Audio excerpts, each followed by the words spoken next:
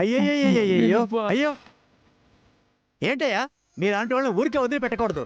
చూడు ఆ అమ్మాయి ఎలా పడిపోయిందో. కాలు ఇరుగుండొచ్చు, చెయ్యి ఇరుగుండొచ్చు. తీవా ఎత్తి పాతికి వెళ్తి హాస్పిటల్కి తీసుకెళ్ళాలి.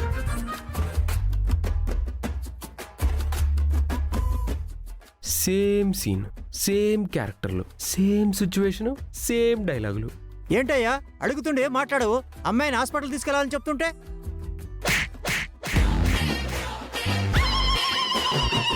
యాక్సిడెంట్ చేసిందే కాకుండా నన్ను కొడతావా? బాబాయ్, నీ మంచి కోరి నిన్ను కొట్టాను. ఏంటి నువ్వు కొట్టడం నా మంచి కోసమా? అవును బాబాయ్, నువ్వు చెప్పిన డైలాగులన్నీ అయిన తర్వాత యాక్చువల్గా అయితే తను కొట్టాలి. తనని చూసావా ఎలా ఉందో?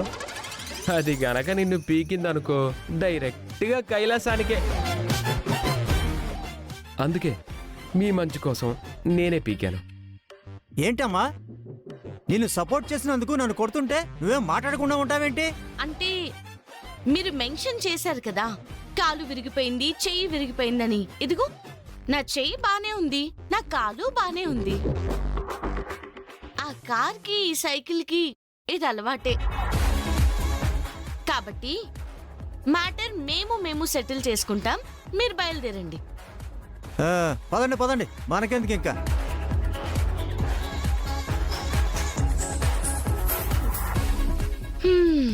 ఏంటి పరిస్థితి? అదే నేను అడుగుతుంది. నీకు నీ సైకిల్కి ఏం పని లేదా? ఎప్పుడు చూసినా నా కారు కింద పడతారు. అవును, నీ కార్ కింద పడిపోతే డైరెక్ట్ గా స్వర్గానికి వెళ్ళిపోతామని అంతా చెప్పుకుంటున్నారు కదా. నేను అలా పోదామని చెప్పి ఇలా వచ్చి పడుతున్నా. నీకు కార్ డ్రైవ్ చేయడం రాకపోతే కార్ ఇంట్లో పెట్టి ఏ సెకండ్ హ్యాండ్ సైకిల్ కొనుక్కొని అది తొక్కుకో. నా కార్ డ్రైవింగ్ రాదని ఎవరు చెప్పాడు? నీకు కరెక్ట్ గా డ్రైవింగ్ వచ్చుంటే నన్ను గుద్దేవాడివే కాదు. అక్కడికి నేనేదో మంచిదాన్ని కాబట్టి సరే అని చెప్పి సరిపెట్టుకుంటున్నాను. అదే వేరే వాళ్ళైతే ఈ పాటికి నువ్వు జైల్లో ఉండేవాడు.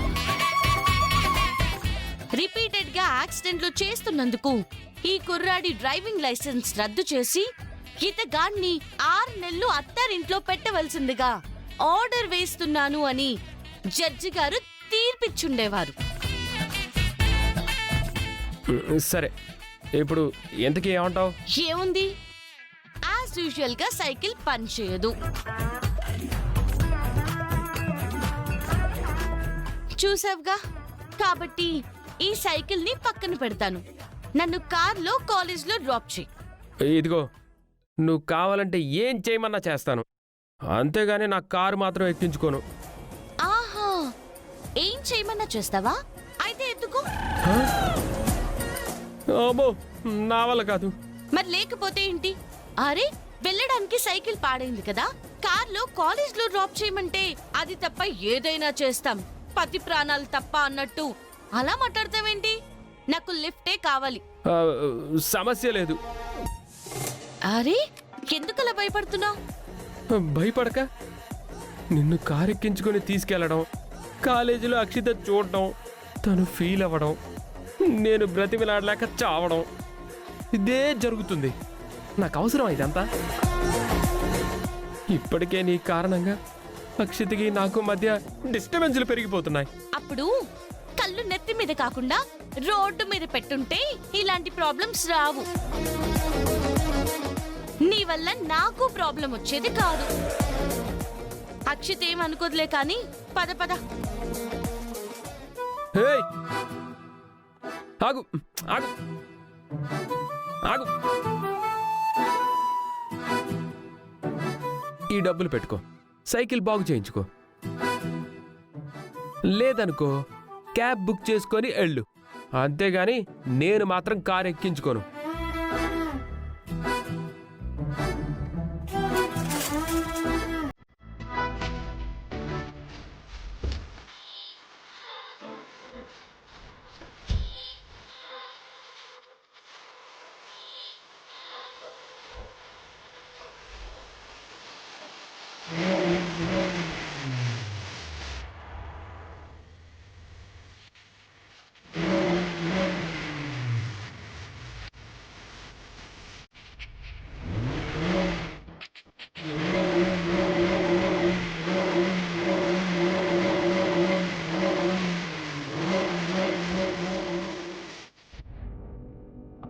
ఇదేంటి కారు ముందుకు కదలట్లేదు?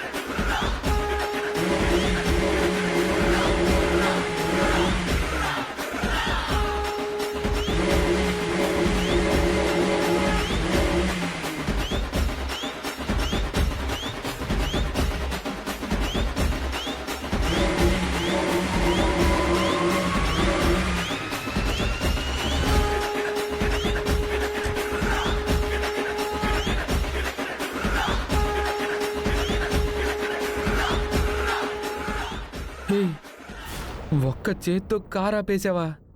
నాకని కోపం వచ్చిందంటే చేత్తో ఆపడం కాదు, ఈ వేలుతో కార్నెత్తి అవతల పడేస్తా. మర్యాదగా నన్ను కార్ ఎక్కించుకొని లిఫ్ట్ ఇవ్వు, లేదనుకో కాల్తో నీ కార్ని పచ్చడి పచ్చడి చేస్తా. పాపం నోరు లేని ప్రాణి, దీన్ని పచ్చడి చేయడం ఎందుకు అని కాన్సంట్రేషన్ నీ వైపు తిప్పాననుకో ఎలా ఉంటుందో తెలుసా?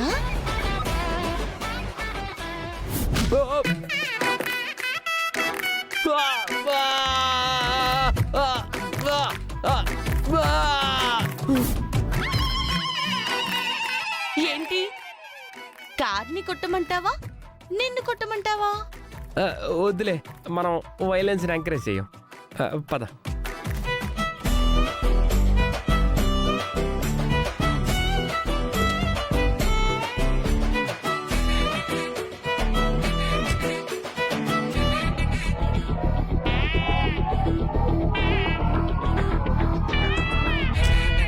ఈ దెయ్యం మళ్ళీ కారెక్కుతుంది. ఇప్పుడు కాలేజ్కి వెళ్తే కాలేజీలో అక్షిత కంట పడతానేమో. ఛ!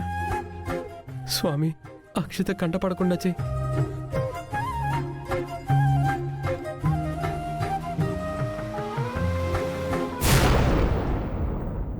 ప్రేమలో పడిపోయానేమో, నన్నునే మరిచానాయేమో. ఏమే అటు చూడు. చూస్తుంటే ఎవరి కోసమో ఎదురు చూస్తున్నట్టున్నాడు.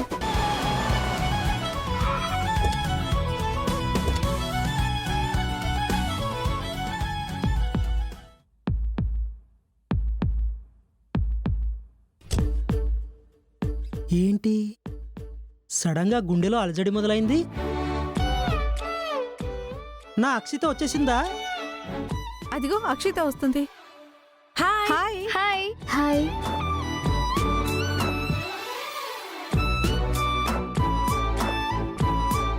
అక్షిత వచ్చేసింది. Hi Akshitha. Oh my god, Akshitha ఏమైంది?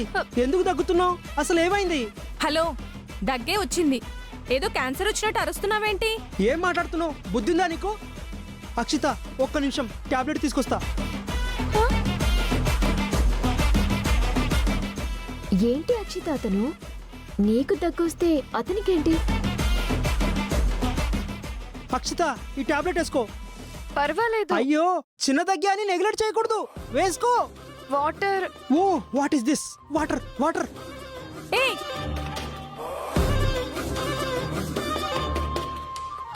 ఏంటిది? చీచి, లిప్స్టిక్, స్టిక్కర్లు, ఎయిర్ పిన్లు, ఈ చెత్త చెదారం తప్ప వాటర్ బాటిల్ లేదేంటి? హలో, లేడీస్ బ్యాగ్ లో ఇవే ఉంటాయి. ఇవన్నీ ముఖ్యం కాదు, వాటర్ బాటిలే ముఖ్యం. అయ్యో, వాటర్ బాటిల్ లేదా? Cool cool cool. Water bottle నా దగ్గర ఉంది. Good girl. అక్షిత టాబ్లెట్ వేసుకో, వేసుకో, వేసుకో.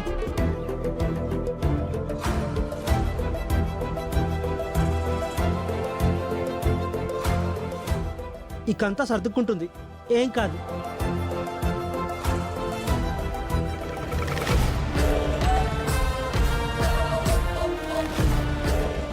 ఇప్పుడు ఓకే కదా? వీడేంటి తనతో అంత బాగా మాట్లాడుతున్నాడు? కొంపు తీసి నేను వాడి మమ్మీ నేను చెప్పట్లేదు కదా? చెప్పని అప్పుడుంటుంది వాడి సంగతి. Good morning madam. Good morning madam. Good morning. కూర్చోండి. Thank you madam.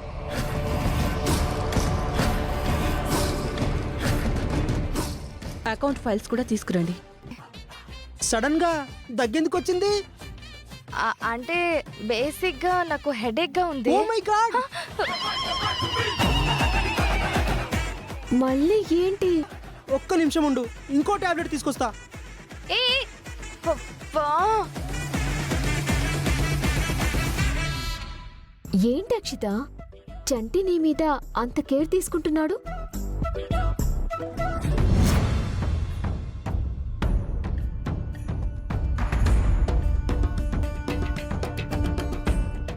ఏంటి సార్ ఈ అకౌంట్స్ అన్ని? ఏమైంది మేడం? అన్ని పర్ఫెక్ట్ గానే ఉన్నాయిగా? ఏమ్మా? ఎస్ సార్, అన్ని పర్ఫెక్ట్ గా ఉన్నాయి సార్. పర్ఫెక్ట్ గానే ఉన్నాయి, కానీ లాభాలెక్కడా కనిపించట్లేదే. పోయిన మేనేజ్మెంట్ అమలు చేసిన ఫీజులే ఇప్పుడు అమలు చేస్తున్నాం మేడం. ప్రజెంట్ కాలేజీ లాభాల్లోనే ఉంది కదా మేడం. అంటే వీటిని లాభాలంటారా?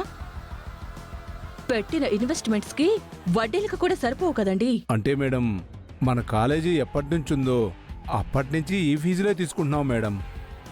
అదే నాకు నచ్చట్లేదు. ఇక నుంచి అన్ని మారాలి. ఫీజులు పెంచమని ఆల్రెడీ చెప్పాను కదా. మేడం, సడన్ గా ఫీజులు పెంచితే కడతారంటారా? పిచ్చోళ్ళ ఉన్నారే మీరు. ఎంత లేనివాడైనా సరే, ఎవ్వరైనా సరే ఖర్చు పెట్టేది రెండే విషయాల దగ్గర. ఒకటి ప్రాణం, రెండోది చదువు. ప్రాణం దగ్గర ఆలోచిస్తే మనిషి పోతాడు. చదువు దగ్గర ఆలోచిస్తే ఫ్యూచరే లేకుండా పోతుంది. తిండి లేకపోయినా సరే తల తాకట్టు పెట్టైనా పేరెంట్స్ ఫీజులు కడతారు. పిల్లల్ని చదివించుకోవాలి అనుకుంటారు. కాబట్టి ఫీజులు పెంచాల్సిందే. ఆన్ ద స్పాట్ ఇంప్రూవ్మెంట్ అవ్వాల్సిందే. ఓకే మేడం, వెళ్ళి ఆ పని చూడండి ముందు. Okay sir.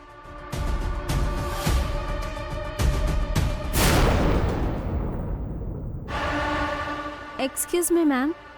ఏమ్మా, ఏంటి ఇలా వచ్చావు? మేడంతో కొంచెం పనింది సార్. మ్,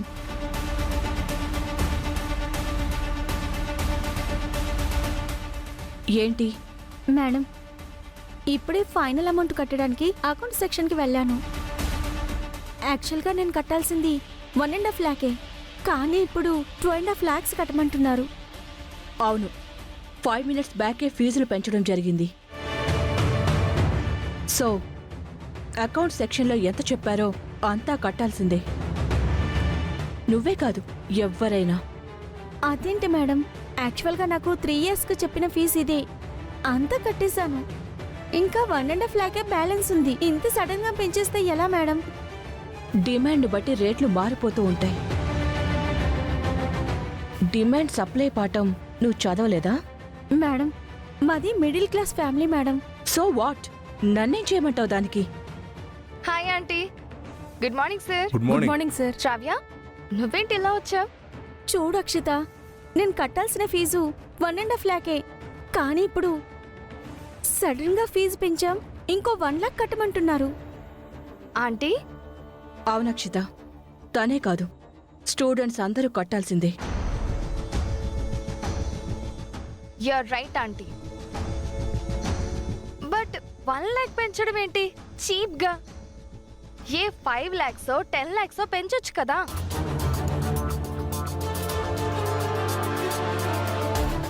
అక్షిత, ఏం మాట్లాడుతున్నావు?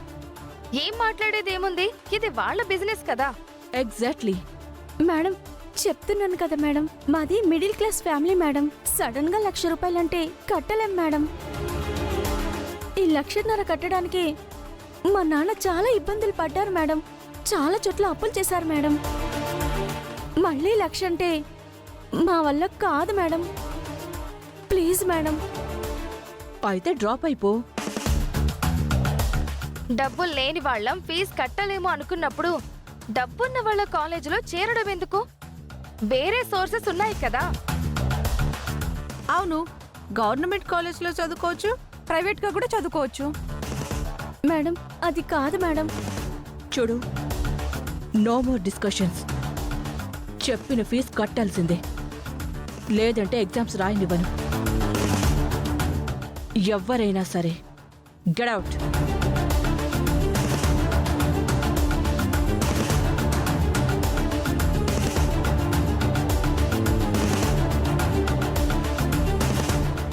అక్షిత, అక్షిత, ఏ జరగండి జరగండి. అక్షిత, హెడేక్ అన్నావు కదా, ఈ టాబ్లెట్ వేసుకో. ఏంటి అలా చూస్తున్నావు? వేసుకో. చంటి, ఏంటిది? అక్షితకి హెడేక్ అంటమ్మా.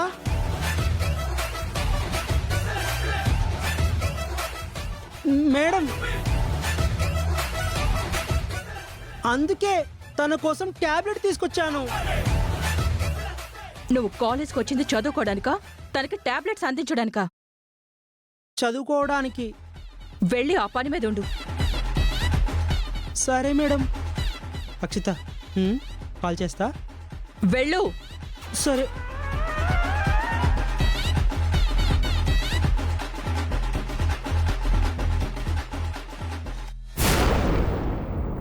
అక్షిత, చంటి ఏంటి? ఇందాక వస్తున్నప్పుడు కూడా చూశాను. నీతోనే ఉన్నాడు, నీతోనే మాట్లాడుతున్నాడు. ఇప్పుడేమో టాబ్లెట్స్ కూడా అందిస్తున్నాడు. ఏంటి విషయం? అయ్యో ఆంటీ, అలాంటిదేం లేదు. తను నాకు 2-3 టైమ్స్ క్రిటికల్ పొజిషన్లో ఉన్నప్పుడు హెల్ప్ చేశాడు. జస్ట్ ఫ్రెండ్గా మాట్లాడుతున్నాను అంతే. సరే, వాడికి కొంచెం దూరంగా ఉండు. ఫస్ట్ వాడేం చెప్పినా పట్టించుకోకు. అయ్యో, అక్షిత అలాంటి అతన్ని ఎందుకు పట్టించుకుంటుంది మేడం? అతని పర్సనాలిటీ చూసారా? అలాంటి పర్సనాలిటీలంటే అక్షితకు అస్సలు నచ్చదు. అవునంటీ, ఆ పర్సనాలిటీ చూసారా ఎలా ఉందో? ఈ ఎంట్రన్స్ వెడల్పుగా ఉంది కాబట్టి అతను ఫ్రీగా రాగలిగాడు. అదే కొంచెం తగ్గించుంటే అసలు లోపలికి రావడమే కష్టం.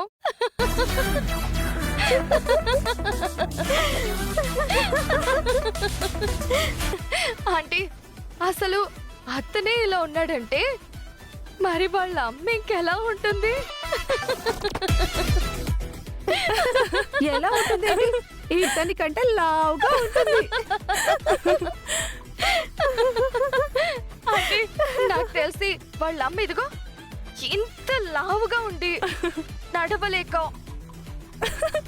ఇలా ఇలా ఇలా నడుస్తుంది.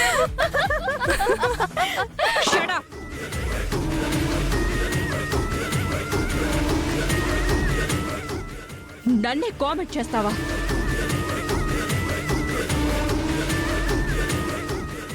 ఆంటీ, నేను మిమ్మల్ని ఎందుకు కామెంట్ చేస్తాను? నేను కామెంట్ చేసింది వాళ్ళ మమ్మీని. వాళ్ళ మమ్మీని నేనే.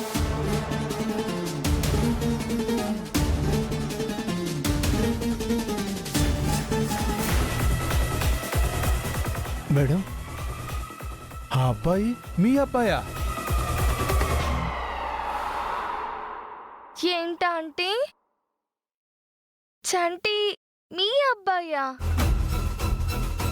అంటే చరణ్కి తమ్ముడా? చెప్పండి ఆంటీ.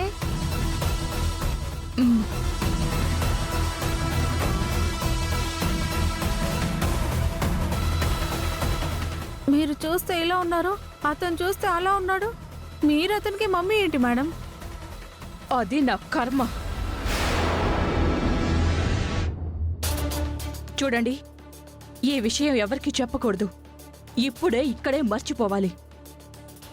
ఎవరికైనా చెప్పినట్టు తెలిసిందా కాలేజ్ నుంచి పంపించేస్తాను. ప్రిన్సిపల్ గారు, మీకు కూడా చెప్తున్నాను. Okay madam. అందరూ వెళ్ళండి. ఆంటీ పెద్ద షాకే ఇచ్చారే. చరణ్ ఏంటి ఇంకా రాలేదు?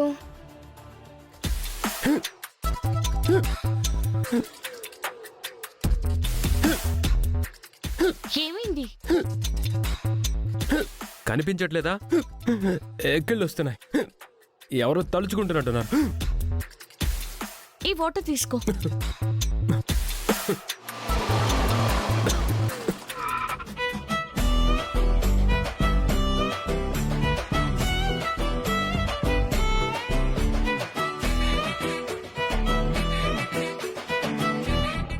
అయినా తినేటప్పుడు పొలమాడతారు కానీ ఇలా నార్మల్ గా ఉన్నప్పుడు పొలమాడతారా? ఇంతకీ ఎవరు తలుచుకున్నారో ఏంటో మరి. ఇంకెవరు? నా అక్షితనే తలుచుకొని ఉంటుంది. ఆ, అబ్బో! ఏయ్, ఏం చేస్తున్నావు? పొలమాడితే ఇలాగే తల మీద కొడతారు కదా. నువ్వు తల మీద కొట్టినట్టు లేదు, తల పగిలేలా కొడుతున్నావు. హ్మ్.